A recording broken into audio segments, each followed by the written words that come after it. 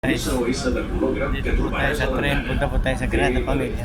Atención, si te encuentras mal, baja del vagón y pide ayuda en el interfono. Punta tayo sa Grada sa Pampamilya. Que encontrarás en el andén.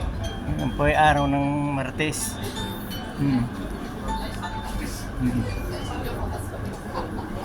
Araw po ng Martes ngayon. Dia 2 ng 2006.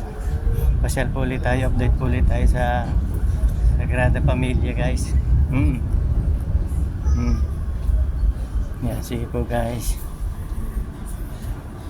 Thank you po guys for watching. Baba na po tayo dito sa tren, guys. Yan, guys.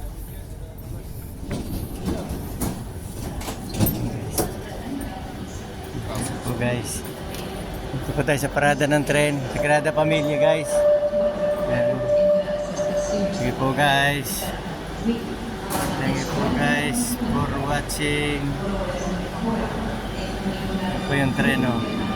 Ito po tayo sumakay, guys, oh.